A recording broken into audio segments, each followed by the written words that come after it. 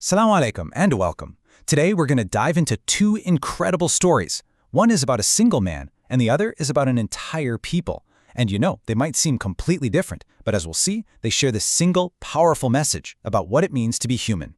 So you might be wondering, what can these ancient stories really teach us about our own lives right here, right now? That's the big question we're unpacking today. What is the timeless wisdom here that we can actually use? So, let's start at the very, very beginning.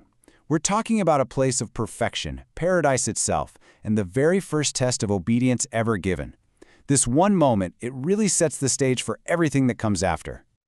I want you to just picture this scene. God has just created Adam, and then he gives a command to all the angels, prostrate, bow down before this new creation. Now, on the surface, it's just bowing, right? But what's really going on here? It's this profound test of humility, of loyalty. In this slide, wow, it lays it out so clearly. You have two totally different responses. On one side, you have the angels, who obey immediately, no questions asked. And on the other, you have Iblis, who we come to know as Satan. He flat out refuses. And his reason? Pure arrogance. This feeling that I am better. It's that single moment of pride that causes his fall and establishes him as an enemy to all of humanity. And here's the thing. God doesn't just throw Adam into this situation blind. He gives him a very direct, very explicit warning.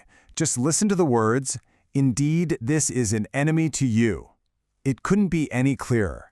The danger is right there, and the consequences spelled out plain as day. Getting kicked out of paradise, which leads to suffering.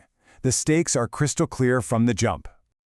But even with the warning that clear, the story takes a turn. And that brings us to our next section, a paradise lost. We're about to see how just one single misstep puts this whole perfect existence in jeopardy. Now, to really get why this was such a big deal, you have to understand what paradise was actually like. It wasn't just some beautiful garden. It was a state of total and complete security. I mean, look at this list. Freedom from hunger, freedom from shame or nakedness, from thirst, from the discomfort of heat. It was a life of perfect contentment. That's what was on the line. So how does the enemy pull it off? Not with some big show of force, but with a whisper, a subtle suggestion. And he targets a core human desire, our longing for things to last forever. Shall I direct you to the tree of eternity and a kingdom that never decays? I mean, that is just a masterclass in deception, isn't it? He's promising the very things we humans are most afraid of losing, our life and our power. And the whisper works. The result is stated so simply, but it's just so powerful. And Adam disobeyed his Lord and erred. That's it. One moment of forgetting that initial warning, and it leads to the fall. Everything changes. But, and this is so important, the story doesn't end there in despair. This slide gives us the blueprint for redemption. It's really a three-step process. First, there's the disobedience, the mistake. But then, and this is the crucial part, comes repentance. Adam turns back to his Lord. And the result? Redemption. God doesn't abandon him. He chooses him, he forgives him, and he guides him. It shows us that the door to come back is always, always open. So even as they're sent down to earth, Adam and his wife are given this incredible promise. It's like a lifeline. God assures them that guidance will come. And for anyone at all who chooses to follow that guidance, the reward is a return to that original state of security. No fear and no grief.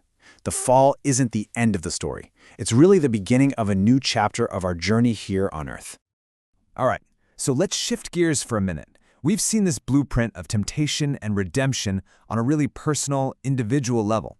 Now, in this next part of People Delivered, we're going to see those exact same themes play out on a massive scale with the entire nation of the children of Israel.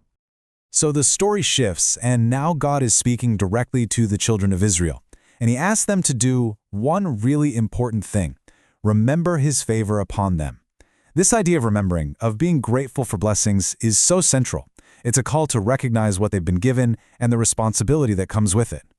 And just like with Adam, there's a warning, a really stark one. It's about the day of judgment, and the message is heavy. Every single soul will stand for itself. No family connections, no one to speak for you, no amount of money can change a thing. It basically cuts through any idea that you can rely on your family or your status. Nope, it's all about you and your actions. And to help them remember this huge favor, God recounts this incredible, defining moment in their history. I mean, look at this timeline. First, just imagine the immense suffering under the brutal rule of Pharaoh, a great trial as it's called. Then, the impossible happens, a miracle. The sea literally parts, creating a dry path to safety. And finally, salvation. As they make it across, they turn and watch as that same sea crashes down on their enemies. It's this unforgettable display of God's power and mercy. Okay, so we've got our two stories laid out. One is super personal, the other is about a whole nation. In our final section, The Timeless Path, we're going to bring them together and see how they offer this universal blueprint for all of us. This table, this is where it all just clicks into place. Just look at the parallels. They're amazing. You've got divine favor. For Adam, it was life in paradise. For the Israelites, it was being saved from Pharaoh. Then there's the test. For Adam, the forbidden tree. For the Israelites, it was to remember that favor and stay on the right path. And the way forward, the path? For Adam, it was repentance and then receiving guidance. For the Israelites, it was gratitude and obedience, which are really just different ways of following that same guidance. So what's the big takeaway from all this? It's that both of these stories teach us something fundamental. Look, we're human. We're going to mess up. We forget, we get distracted, we get tempted. That's a constant. But what's also constant is that God's mercy and His guidance are always, always available. The path back is always there for us. And that really brings us to the final and maybe most important thought here. From start to finish, these stories show us that divine guidance is the key. It's the answer to our personal mistakes and our collective struggles.